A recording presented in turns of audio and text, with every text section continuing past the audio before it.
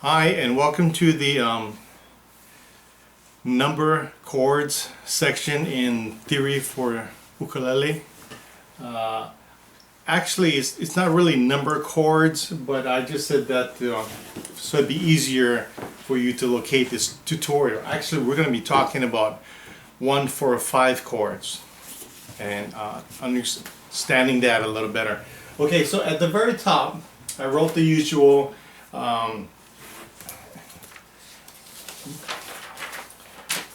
general information on how we write music: A, B, C, D, E, F, G, A, which is also on that first page. You don't have to bring this page up, you just refresh your memory how we talked about on that first page. We had A, B, C, D, E, F, G, and A, and it keeps repeating, right? And then the next page kind of broke that down a little bit more in the previous tutorial. And then what I'm doing here is I'm kind of jumping down to the C, the key of C, okay? Right up here. So the key of C goes from C to C, and you have all the letters in between. We'll go over that here in just a second. So at this point, if you want to grab a pen and paper or jot it down on this paper and take some notes, it'd be probably easier. So we're going to be talking about 1, 4, 5 chords and the importance of 1, 4, 5 chords. Since you know that the C is kind of came from this top line, and I just wrote it out so you can see everything matching up here, I'm going to get rid of this top section right here just so we can concentrate on the key of C. Okay? So not to get confused with the key of A. So just take that out of your notes for now, whatever you're writing on. We'll just concentrate on the key of C. So, whenever we talk about a key, we're talking about the first chord in that key, whatever it is. Okay? That's going to be your 1 chord. First of all, let me just do this up here. So we got some numbering system.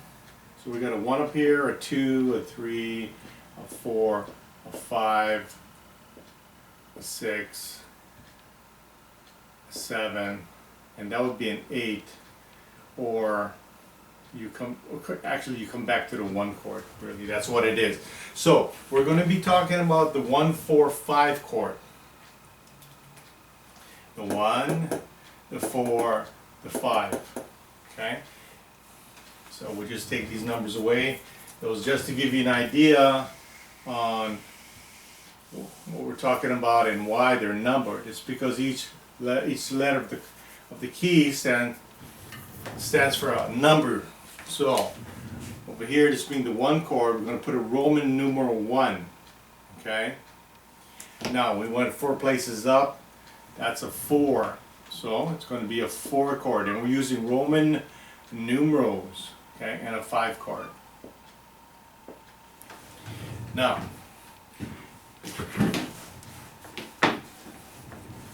so we got the 1 chord, the 4 chord, and the 5 chord. Those are your strongest chords in any key. Strongest meaning that they're the most noticeable, you can recognize them the easiest, and they're probably used a lot. In fact, in I would say the majority of the songs that we played in Ukulele 1, that was all the chords you used, with the 1, the 4, and the 5. Now, whenever we have the 5 chord is usually, and I say usually, a 5/7. So, just put that there, 5/7. Okay, that turns the C into a G7. Okay, now it doesn't necessarily have to be a G7. It can be a G, it can be a 5 chord, all right, depending on the song, or if it's a song you're writing, you may not want to use a G7 chord there, but on average, a majority of the time, the 5 chord is a 5/7 chord. Okay, now in any key that you decide to use, the first chord is always going to be the 1. The 4th chord is always going to be a 4, and the 5 is always going to be a 5 or 5/7. Okay, so those are your chords. Over there, that was a 2, and that was a 3. I'll just make that like this so you don't really see that. Okay, once again, we really want to take note of our 1, 4, 5 chord. So anytime, like let's say we're figuring out a song, we're listening to it and we want to try to figure it out, we're probably going to start with playing the 1, 4, 5, because you're probably going to hear those chords in the song somewhere. Okay, so that's why keep that in mind. Your 1, 4, 5 chords are the strongest chords, and when we write them in a Roman numeral fashion. That way we can communicate that in any key. Okay, and what I mean by that is, rather than saying all the letters for all the different keys, if we just use these Roman numerals, then we kind of already know what chord it's going to be. Okay, now we're going to pick another key and we're going to do the same thing. Okay, so let's pick the key of G. I know you see a G there, but now we're going to pick the key of G. This is not the key of G, this is the key of C. I'm going to write that down. Key of C. Okay. So now we're going to write in the key of G. Okay.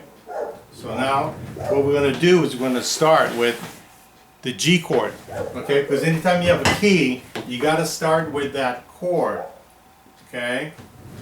And then let's go. We're going to remember we follow the alphabet system. And then number 2, every time we come to a G, the next letter is going to be an A, okay? So we're already at a G. And the rule is the next letter's got to be an A. Okay, so we'll put that down. Okay, now the other rule is that it's got to follow an alphabetical system. So from here on, we're going to write the alphabet. So A, what comes after that? B, C, D, E, F, and finally we end on the chord or letter that we started with.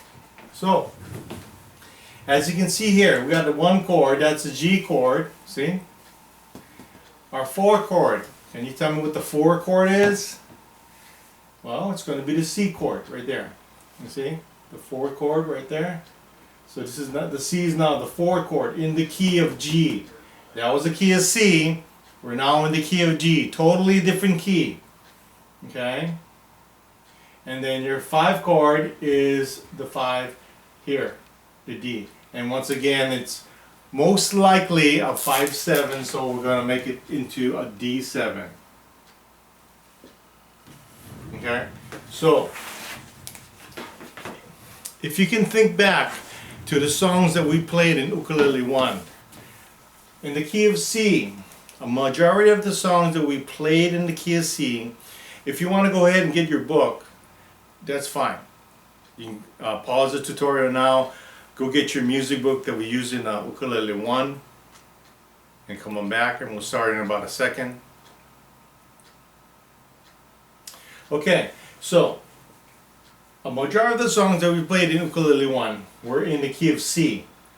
And if you look into those songs, just glance through those songs, you'll see a lot of them were C, F, and G, or C and G7. But the point is this, these 3 chords was the majority of the songs.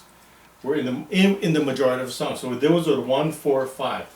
Now, some of the songs that were in the key of G that we played, for instance, like Pearly Shells in the key of G, it used G, C, and D7. Okay, your 1, 4, and 5. Now, no matter what key you choose, okay, you always want to locate and understand and know your 1, 4, 5 chords if you can. You can count it on your hand if you need to. You can write it down, but try to locate them. So we're going to do another one, okay? We're going to do, let's see, the key of, so you do the key of D. Okay, so we're in the key of D now.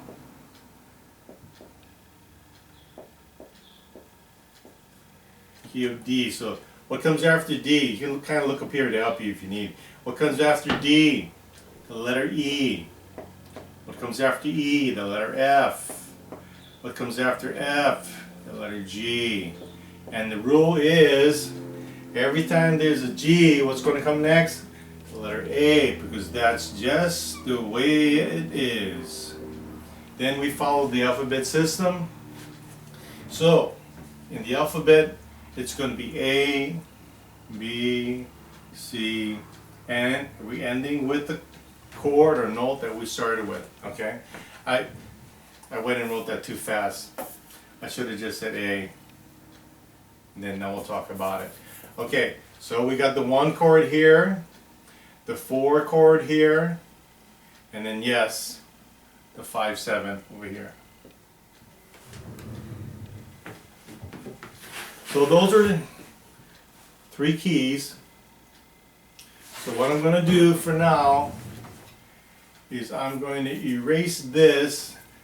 You have this on your music code sheet anyway, but I'm going to just erase this so that you can concentrate more on these 2 keys and not get overwhelmed by too many keys. So basically you're looking at C, because we know it oh so well, and then you're looking at G to try to get an understanding, and always know, always be able to locate, always be able to hear your 1, 4, and 5, or 1, 4, and 5, 7 chords. Okay, those are very important. Those are, I would say, one of the most important chords at this time, and it's going to really carry you on as we continue with these tutorials. Okay, so once you have a fairly good understanding about the 1, 4, and 5, 7 chords, okay, let's move on to the next lesson, and we will see you there.